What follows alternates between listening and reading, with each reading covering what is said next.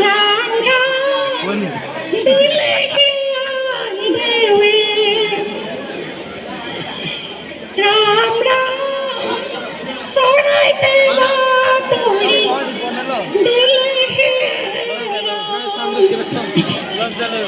ঢেপি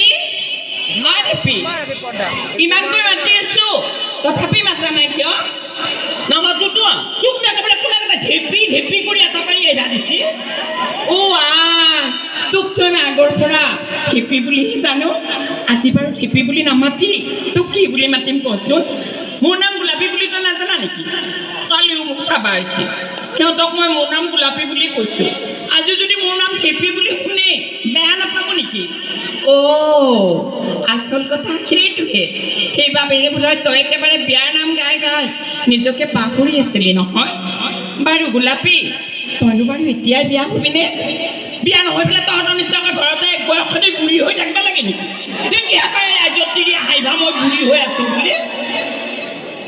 এইবোৰ ভুল আমাৰ অশিক্ষিত মানুহবোৰেও কৰে গোলাপী শিক্ষিত মানুহবোৰে এনেধৰণৰ ভুল নকৰে বুজিছ দে হওক যাৰ যেতিয়া কপাল মুকলি হৈ হ'বয়ে মোক একেবাৰে চাবালৈকে দৰা অহা দেখা পায় তাই নাক কাটি লাগিলে হিংসা কোনে মোৰ বিয়া সমাৰিব তোক আচলতে মই হিংসা কৰিবলৈ অহা নাই গোলাপী তোৰ ভালৰ বাবেহে মই কথাটো ক'ব খুজিছিলোঁ ইমান একেবাৰে ভাল চিন্তা কৰা জোৰতে তই মোক বিয়া সমান এটা নকৰা গোলাপী তোক আচলতে মই বিয়া হ'বলৈ বাধা দিয়া নাই কিন্তু কথা হ'ল বিয়া হোৱালৈ তই অন্ততঃ যিকিমান সময় পাৱ লিখা পঢ়া শিক বুজিছ মই তোক তাকেহে ক'ব খুজিছোঁ মোৰা বোলে হয় কোনোবা দিনতে মই বুঢ়ী ঢেকুৰী আজিহে কান্দো ফেকুৰি ফেকুৰি ইমান দিনো ক'ত পঢ়ি আছিলি বিয়া দিবাৰ সময় হ'ল কি আজি আহিছি তাই মোক লেখা পঢ়া শিকাবা